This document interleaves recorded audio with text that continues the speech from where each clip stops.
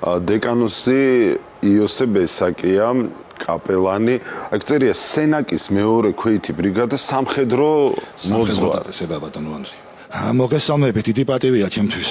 აი თქვენს ტელევიზიაში გამოსვლა, მივესალმები ყველას, რა თქმა უნდა, ვინც უყურებს, ვინც გიყურებს უпроსტორად.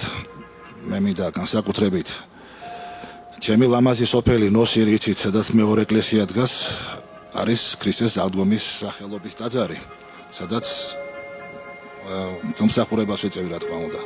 ბრწყინვალემრევლია იქ როგორც ასეთი. მე რადგან კითხვა დამისვით ბატონებო, ასე შემიძლია მოყვე დინამიურად. ანუ ნაკურთხი ვარ 1999 წელს ჭყონდიდის ეპარქიაში. მე შემდეგ 2003 წელს გადავედი სენაკის და ჩხოროწყუს ეპარქიაში, სადაც მთავარია მოსაკტრე კათოლიკოს პატრიარქისა მეუფეშიო, იცით ალბათ ყველამ კარგად.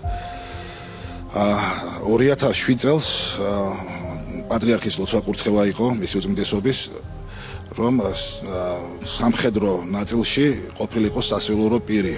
კაპელანი თქვენ გსმენიათ, ეს ქართული თარგმანით ნიშნავს სპის მოძღვარს, სპაჯარი, კი იცით ბატონებო, რა თქმა უნდა. იქ პატარა სამლოცველო მოვაწყვეთ, როგორც კი დავინიშნე, კი იცით. შემდეგ მას 2008 წლის აგვისტოს ომის მოყვა, გსმენიათ ყველას კარგად. ვახლის სამხედრო ნაწილს ჩვენს სენაკის მეორე ქვეით ბრიგადას, თქვენ გახსოვთ, სამაჩაბლოში მოგვიწია ჩვენ. შინდისი ტრაგედია ალბათ ყველა ჩვენთაგან ისე ცნობილია. და იქ ჩვენ მაქსიმუმი გავაკეთეთ. ყოველთვის ჩდება კითხვა ასეთი, რა არის გმირობა?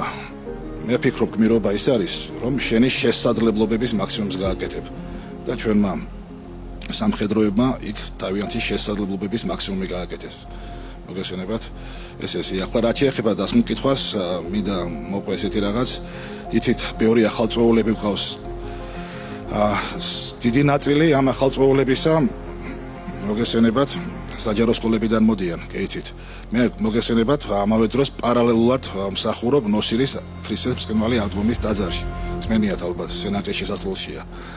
სადაც მეუფეშიოს ლოცვა-კურთხევით ჩვენ კვირაში ერთხელ, ან თუ მოხერხდა კიდე რამოდენიმეჯერ, ხვდებით ახალგაზრდებს და გვაქვს თემატიკურ საკითხებზე საუბარი, როგორც საკვირაო სკოლა, ინფორმაცია, კი იცით. და ამან დიდი რაოდენობა მოიზიდა ახალგაზრდობისა ჩვენთან ჩვენს ეკლესიაში. და იმ ახალგაზრდობის დიდი ნაწილი დღეს მოგესალმებით, უმეტესობა შემდეგ არჩევს გზას სამხედრო გახდეს, ალბათ ამ მიმართულებით წავიდეს. და ჯარშიც რა თქმა უნდა მე მაქვს მეთაურისგან მაგის შესაძლებლობა, გვაქვს საკონფერენციო დარბაზი და ქვედანაყოფებს ხვდები ხოლმე. და ძალიან თემატიკური და ნაყოფიერი საუბარი გვაქვს ერთმანეთთან. და ვფიქრობ, სასულიერო პირი ჩართულობა ამ ფორმატში ძალიან სასარგებლოა და კარგი შედეგის მომტანი. მამაო, თქვენ ავღანეთშიც გახდით, 20 ჯერ გახდით. ძალიან დიდი მადლობა, უღრმესი მადლობა.